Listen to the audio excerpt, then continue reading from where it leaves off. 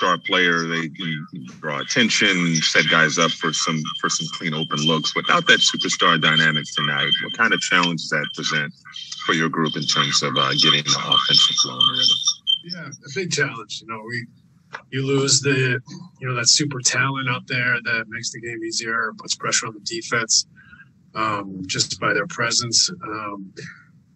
So there's two things happening here. We're going to have to play a slightly different way, move the ball, make quick decisions, try to push the pace, make some threes, unsettle them with our energy and enthusiasm. And the other part is that these guys haven't had a lot of time just playing together. There's always been someone out there with them that's kind of leading the pack. So it's a challenge for our guys, but an exciting one. They get a chance to go and we get to see guys play extended minutes and, have a little more responsibility. And I think that's good for their development and experience as well. So it's had the best record in the league for a while. When you watch them on tape, what's special about them? What stands out to you? No, I think they just have such a strong identity. They know who they are. They know how they play. Quinn's a great coach, and he's really drilled them into this identity and way of playing where, they really space the floor and make a lot of threes and make you make tough decisions. So they're an excellent team on both ends of the floor. And I think that continuity that they've had for 2 to 4 years for most of these guys is really valuable as well. Brian Lewis with the New York Post. Hey, Steve. Just checking in with James. Are you anticipating that this is more of a precautionary or short-term thing, or do you expect this to linger perhaps Friday and beyond? I'm hoping it's short term. To be honest, I'm sure James would have wanted to play tonight, but he's not. I don't think it's safe for him to play tonight, and I think sometimes you have to protect him from himself. He's such a warrior and competitor and loves to play, but it was questionable for last night. Played a ton of minutes. You could see it's tough for him shooting the ball, but he's still obviously dominated in other ways. But I think tonight it was the smartest and safest decision to protect him from himself and take him out of the lineup because he's struggling. It's pretty sore, but I hope that he'll be back next game, but we'll have to see day by day here. Greg Logan with Newsday. Following up on that, does that mean that James had to be convinced to sit out tonight? And do you think that this next situation has affected his shooting at all? I'm sure it's affected it a little bit, at least. He hasn't shot the ball great since the break. He's still played great and been dominant, but I think the neck hasn't helped that in any way. We had to kind of protect him from himself. He still wants to try to play, and like I'm telling you, he's sore. And the problem with playing when you're not right is what else can go wrong. And so it's just a dangerous situation. He's been struggling with this thing, and it's really important that we protect him because we're going to need him, and he's got a lot of demands on him. Bruce Beck with NBC New York. Steve, Charles Barkley said, no disrespect to LeBron or Giannis or anybody, James Harden might be the best basketball player in the world, period. What are your thoughts on that? He's got to be up there. I mean, the guy's brilliant.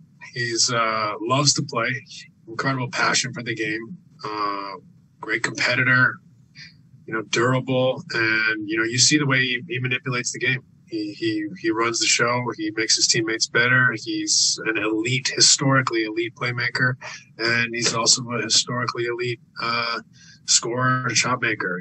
The other things is that he's got great hands and gets steals. He's a great rebounder, incredible rebounder for a guard. He's also a highly intelligent defender and quarterbacks our defense a lot of the time. So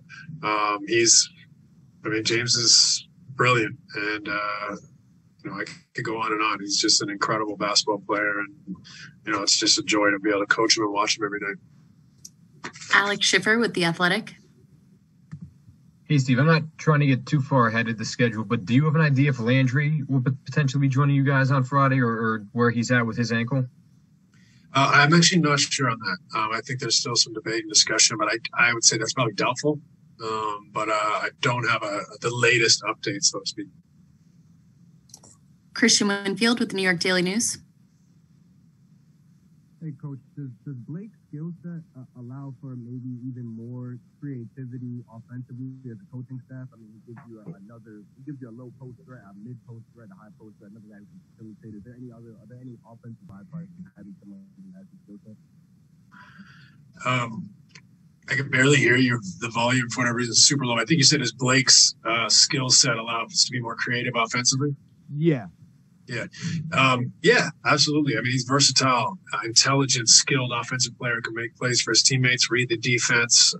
He can post up smaller players. He can stretch the floor. So you have optionality as well, where, certain big guys, you can't play with another non-shooter because there's two non-shooters, whereas, he's a guy that can make a three, extend the defense. So you can put him out there with another big or a non-shooter. So you have that optionality with him, but also his skill set is great because he's got the size to post smaller guards. He's got the skill to be a playmaker at the 4 or 5.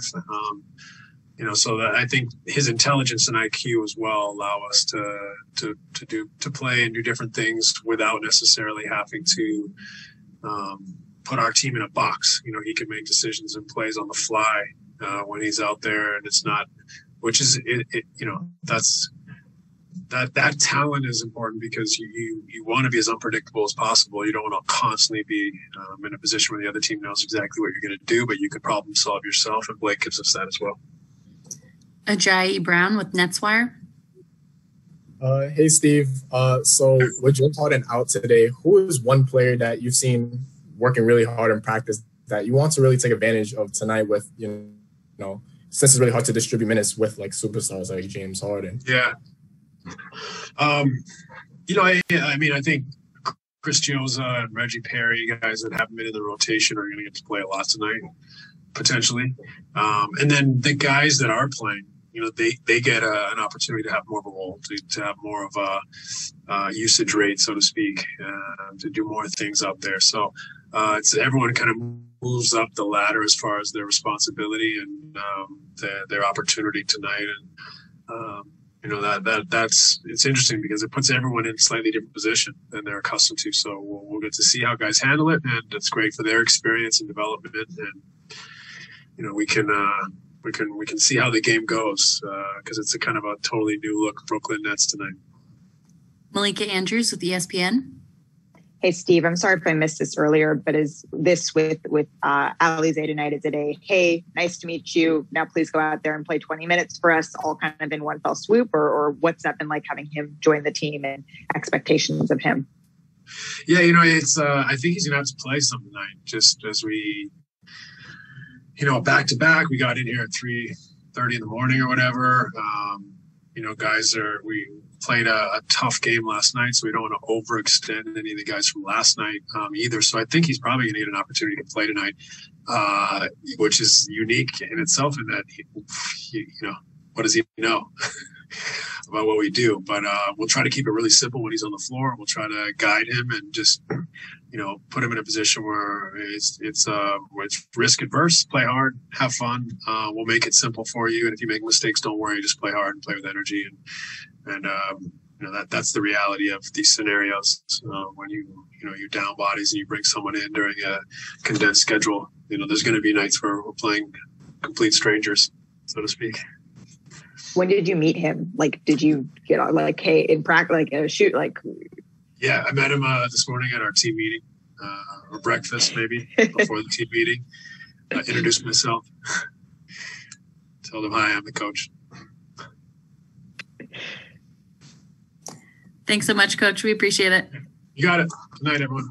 Thanks, Steve. That was better than